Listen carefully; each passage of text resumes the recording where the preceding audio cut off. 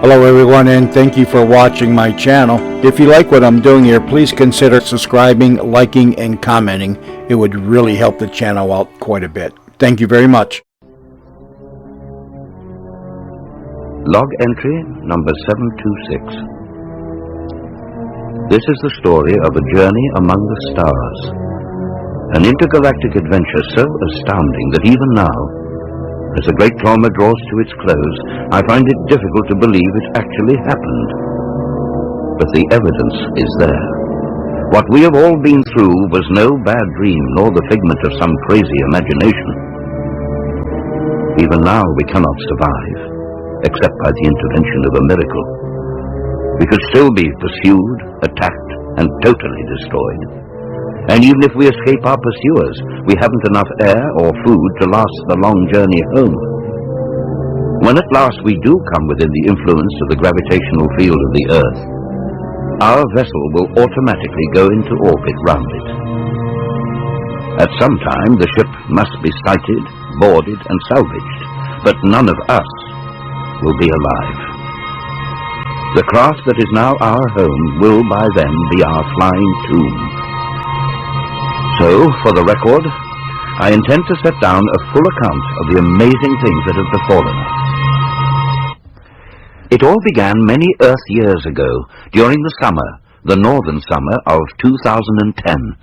Or maybe that is still in the future. I cannot be sure. Even time seems to have slipped out of joint. 0, -30, 29, 28, 27... 26, Anyhow, forward or backward, during the summer of the year 2010 AD, we, that is, Space Commodore Saxon Berry, Astronautical Engineer Lodric Sancier, Second Communications Officer Lemuel Chipper Barnett, and I, Professor Magnus, were setting off on what we thought was a regular, routine flight to the moon. 3, 2, 1. We have takeoff.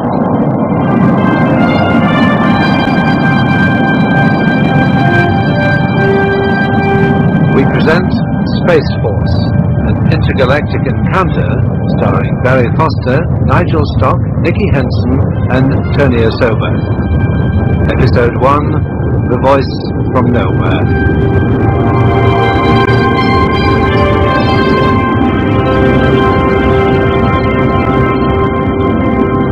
Escape velocity. Lunar trajectory established. You're on your own. Have a good trip. Take your control. We'll call you later. Okay, we'll begin flight checks. Lodric, you go below and check motors. Right. I'll get some food. I'm virtually a passenger on this trip, so I might as well earn my keep. Oh, good, sir. Tend to the navigation readout chip. Doing it. Excuse me, Magnus. Yes, Lodric? Could you give me a hand with this helmet? I can't lock it. Ah, how long have you had this? Ever since I came on the moon run. It's well nigh worn out. Like everything else on this old tub. Perhaps I should indent for a new one. No need. Space Force will be supplying you with a completely new rig out. There. How's that? Fine. Communication all right? Loud and clear. I'll open the lock for you. Thank you. Won't be long. Don't get lost down there. Trouble with Lodric is he's space struck. What's that? Wow, crazy on stars, astronomy and all that. Spends hours in the observation dome gazing at the sky. I can hear you. Well, it's true, isn't it? I would have thought stargazing a perfectly normal pastime for an astronaut. Well, depends, doesn't it? What do you mean? Chipper, how about that readout? Just doing it, Saxon. I'll cover the radiation check. Meanwhile, you transmit the first flight report for control. Right. Hello, Control. Freighter 9 calling Earth Control. Hello, Freighter 9, receiving you loud and clear. Here's the first navigation readout for flight number 024, April 9th, 2010. 0 hours, 5 minutes Universal Time. We are spaceborne. Speed 30,000.72. Estimated time of arrival 3 days, 19 hours and 42 minutes. Flight information received. Your landing point will be given in due course. Transmission navigation report completed. Good.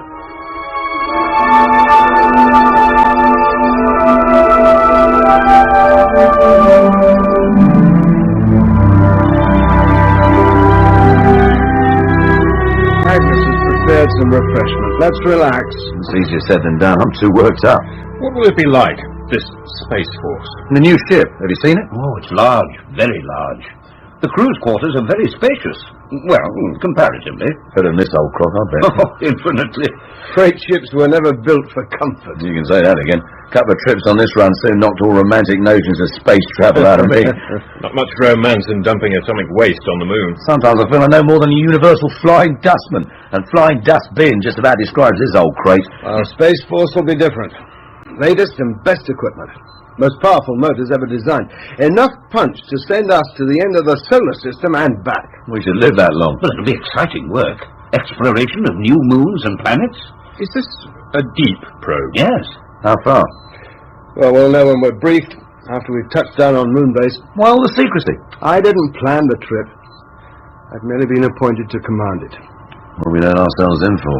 It must be better than dumping rubbish on the moon. Hello, Lunar Freighter 9. Flight number 024, Earth Control calling. Hello? Chipper, you wanted. So I hear. Hello, Earth Control, Freighter 9, Flight 024, receiving you, Hello, over. Flight 024, Earth Control calling. Will you answer, please? What do you think I'm doing? You gone deaf or something? I repeat, Freighter 9, Flight 024, what can we do for you? 9, Flight 024, come in, please. They're not hearing me. They must be. Flight 024, can you hear me? Can you hear me? Hello, Flight Control? 024. We're receiving you loud and clear. Flight 024. Something's wrong with their receiver. Or our transmitter. But we spoke to Control right after takeoff. Hello, Freighter 9. Try Lunar Control.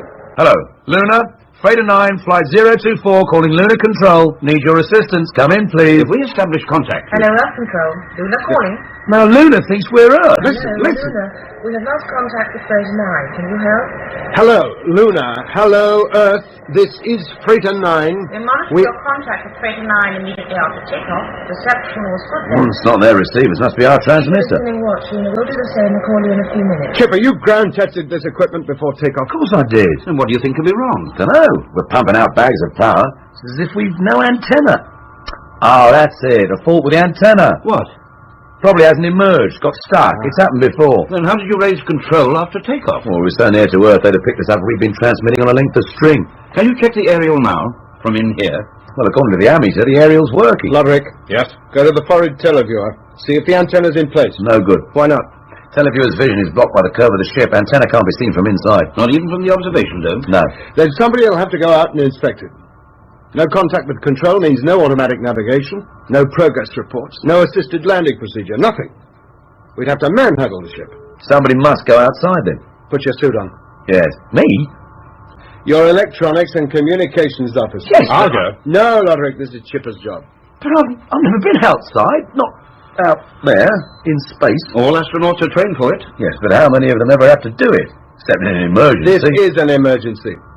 If there's something wrong with the antenna, it's got to be fixed. I suppose so. I'll help you with your suit. Oh, thanks, Lodrick. That's very generous.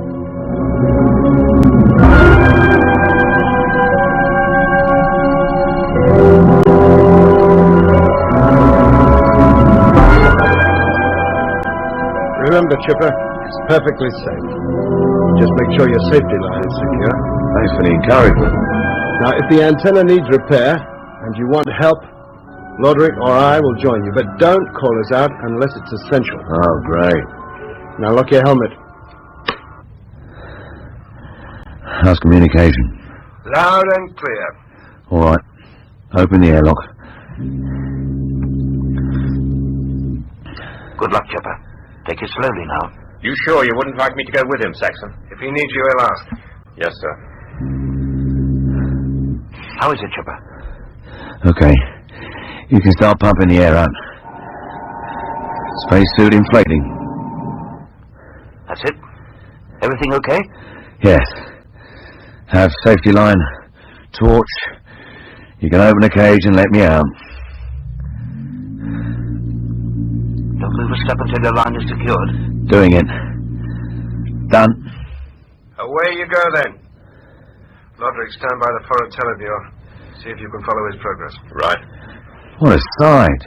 What is? The Earth. All silver and blue and so big. Surely you've seen that before. Never so close and not natural like this. Can you see the antenna? Not yet. I'll need to move forward. Gently does it. Don't push too hard. You'll go drifting off. Yeah, don't scare me. Ah, there it is. Well, Sticking out in front like the snout of a swordfish, just as it should be. Chipper now in view. Moving forward. Can you get close? Yes. Then take a good look at it. Right. Can you still see him, Roderick? Just disappearing around the ship's nose. Hello, Saxon. Yes, Chip. Everything appears to be in order. No reason why it shouldn't work. Can you carry out any kind of test? Well, not really, but you can. What can we do? Wait till I've moved back a couple of feet. Now, switch on the transmitter.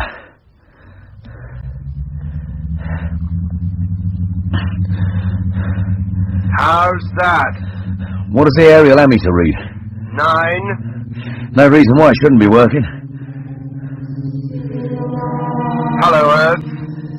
Lunar Freighter 9 calling. Hello. Hello, Saxon. Yes, I can hear you. What did you say? I said, yes, I can hear you. No, before that. Epsilon or something. Epsilon? Yes. I said nothing about Epsilon. There it is again. I don't hear anything. Do you, Magnus? No. Roderick? No. None of us hear anything. But you must. And that, well, music. Music? Well, a sort of music. Oh, blimey. What is it? Oh, I don't like this. Chipper! I'm coming back in. Oh, help.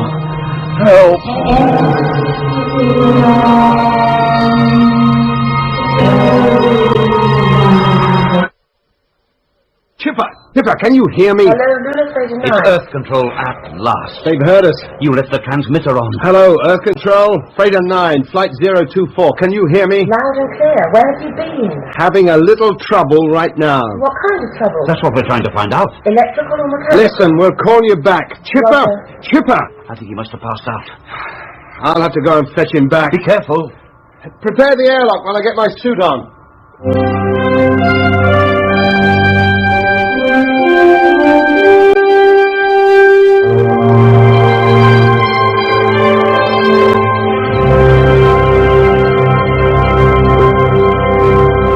Lunar Freighter 9. Flight report received. Your landing point will be Area 17 in the Mare Serenatus near the crater Bexel. Lunar latitude 22.75 degrees north and lunar longitude 18.32 degrees east. Hope Communication Officer Barnett has come to no serious harm. Well, he's still unconscious. We'll give you a routine call in 2 hours. Roger. Transmission to Earth Control completed. Thanks, Roderick. He's coming round. Hand me that drink. Thanks. Where am I? Don't worry. You're perfectly safe inside the ship. I thought I was outside. I was out there inspecting the antenna. That's right. Now, take a sip of this. And then that weird music and that voice. Yeah, we heard no voice, nor music. Well, I did. And pretty horrible it was too. It seemed right inside my head, frightened the life out of me. Take it easy. And it kept saying Epsilon, Solar, that's it, Epsilon Solar. What's Epsilon? It's the 5th letter of the ancient Greek alphabet. So what would Epsilon Solar mean? Very little. It makes no sense. Then why should somebody keep repeating Now it? listen, Chipper. You've had a bad experience. I know that. We believe you received an electric shock from the antenna when you asked me to switch on the transmitter. But I moved away, especially to avoid that. Seems you didn't move far enough. Your mind was playing you tricks. While you were in a state of semi-consciousness, you interpreted our voices coming over the intercom as something else. Now, do you remember drifting off to the end of your safety line? No. Saxon had to hold you in. You've been out cold until a few moments ago. None of you heard anything? No. No music? No. Or voices? No. And I suppose you all think I imagined it. Seems like it. Now, why don't you lie still and let that drink take effect? In an hour or two, you'll feel fine.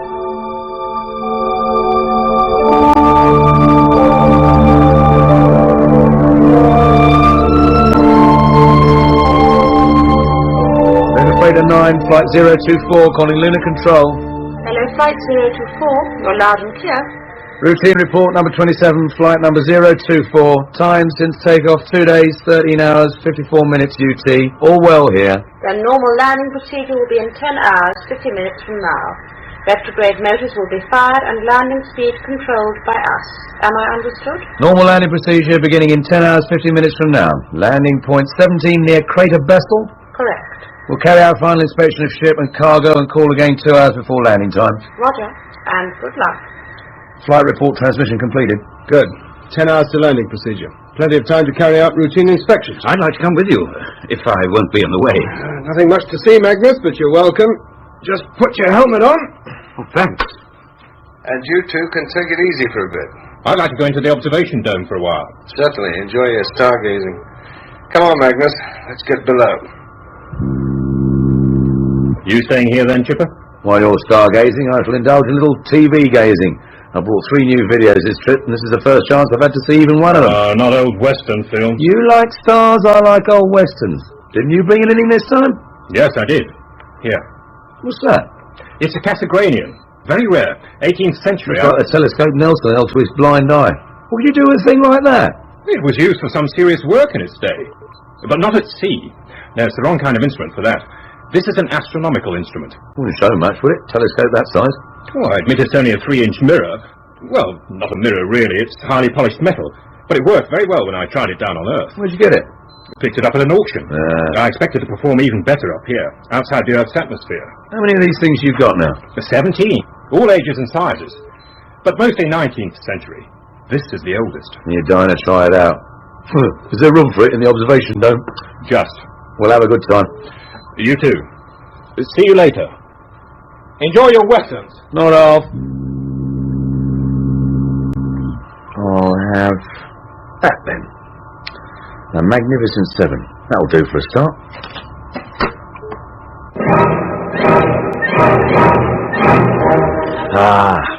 Westerns beat space fiction any day. Hello? What's that? Oh no, it's here again. What?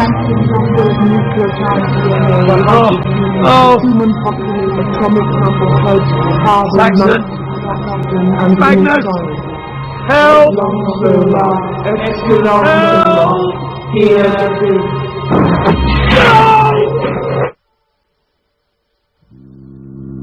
Good grief, what a mess. Looks bad. Get your helmet off, quick.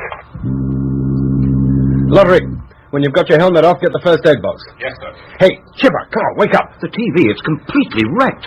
Bits floating all over the place. Here you are. Thanks, Loderick. Now call up Lunar and Earth controls, make sure we're still in contact. Right. Oh, he's coming round. Oh, Magnus, where'd you come from? What you doing? Wiping the blood away. Blood? You've a nasty cut above the left eye. What happened, Chipper? The TV blew up in my face. I can see that, but how? What caused it? I can't say. I just put the video cassette on, expecting a normal western with a few gunfights. It looks as though you had them. But instead I got this weird noise. The same sound I heard outside. A terrible penetrating sound and someone, a woman, screaming about epsilon, atoms and DNA. Are you sure you put the right cassette on? Yes, look for yourself. Was the woman in the picture? I don't know. The picture broke up, all lines and zigzags, but the music and her voice were there. It was overwhelming. Then the screen shattered. Next thing I remember is looking up at you. Here, drink this. Magnus, come over to the navigation table, will you? Chipper, you stay where you are. Don't move. Well, it's certainly not his imagination this time. Bits of the TV floating all around the cabin is real enough. First the antenna doesn't function, then the video machine blows itself up, and both times Chipper, who happens to be close to both, is completely knocked out. But first he hears strange music, and stranger voices, or so he said. What was he said he heard? Epsilon Solar. The height of human beings. Atomic numbers for hydrogen and carbon. And the skinny triangle. Among other things. Well, somewhere I've come across that same odd bliss before. Oh? When? Oh, years ago. When I was a student. University? No, after that. At the School of Astronautic Science. I took a special course in extraterrestrial physics. Well, how does that have any bearing on Chipper's own western wrecking the TV? Give me a little time, I might answer that. Could I call Earth Control and ask them to put me in touch with the school? Of course. Meanwhile, Loderick and I will start tidying the place up. It looks as though all hell's broken loose in here. If my hunch is right, it probably has. What? Do you have a headpiece I can use? I wouldn't like Chipper to hear what I'm saying. Oh. Yes, just plug your intercom into the receiver. It'll automatically cut out the loudspeaker. Ah, thanks.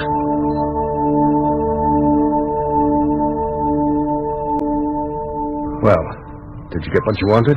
Is Chipper awake? Fully. I'll need to talk to him. Go ahead. How are you feeling, Chipper? Oh, all right. Could you answer a few questions? Okay. That voice, that woman's voice you heard on the videotape, what did it say exactly? Oh, I can't remember exactly, but it was something about Epsilon Solar. Thank you for your message. The atomic numbers of various chemicals, the height of man, population of the Earth, and the skinny triangle, whatever that is. She finished up with, hear this. But as the TV blew up at that point, I didn't hear anything. Now think. Think carefully. Have you ever been told or read about Arecibo? How are you? No, not who. It. Arecibo's a telescope. Oh, Lodrick's the one that knows about telescopes, don't you, Lodrick? I collect old brass optical No, telescopes. no, this is a radio telescope, actually. Oh. Chipper, you've never knowingly heard or read about the Arecibo? Or perhaps seen a picture of it sometime? No, I'm a simple communications officer. Radio astronomy is out of my field. What's this got to do with the TV blowing up? The Arecibo was engaged in highly important work. It was used to beam messages into space, deep space, in the hope that if the signals were ever picked up, they would be acknowledged. We then have proof of other beings inhabiting the universe besides ourselves. But how do you send a message to people you don't know, who don't speak your language? And his civilizations could be so different they couldn't make sense of what you're saying, even if they heard the signal. The Arecibo operators have thought of that. They figured that the same physical laws must apply right through the universe. The conditions that produce life on Earth would produce life on any other planet. And mathematical laws, the laws of chemistry, they must be the same throughout all creation. Any other beings advanced enough to have radio receivers must be as aware of the natural universal laws as we are. So, the kind of signals sent contain simple chemical and mathematical formulae, descriptions of human beings and the solar system. And the skinny triangle. The great skinny triangle, with a very small baseline and one extremely small angle. It enabled Earth-bound astronomers to measure the diameter of planets and even the distance of certain stars. I still don't see the connection between all that and the Magnificent Seven. That voice you picked up, Chipper, was repeating the message sent out by Arecibo, And I picked it up. No, not the message. The reply. Eh? Where from? Well, the message was directed towards the constellation Centaurus. Oh, that seems too fantastic to be true. Arecibo's main target was the star Alpha Centauri, That's the closest star to our solar system. 4.5 light years away. In other words, a spaceship traveling non-stop at the speed of light would take 4.5 years to reach it. Exactly the time it would take a radio message. And 4.5 years to get back the reply. Is that what all that row was? A reply to Arecibo's message to outer space? Most likely, yes. Then what we need is for Arecibo to reply to their reply. It's not as simple as that. The Arecibo was broken up for scrap. But their message? You said Arecibo sent it. Yes, but more than 30 years ago. Way back in the 1970s. 1970s, and we've only just heard? After more than 30 years? Yes, From a distant star. probably. Now, wait a minute, Magnus. Are you suggesting that intelligent beings more than 15 light years away from Earth are trying to contact us? I think they've done it. But that voice, so loud, and in English. It could have been coming from the moon or the Earth. Exactly. You mean they are on the moon? Maybe not on the moon, but close, very close. I believe, gentlemen, that we are on the brink of a space-age breakthrough. What? Personal contact with extraterrestrial beings.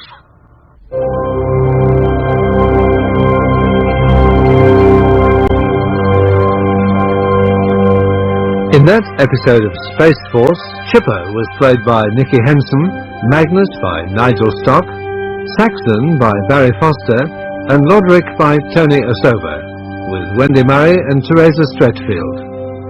Space Force was written by Charles Chilton and produced by Paul Mayhew Archer.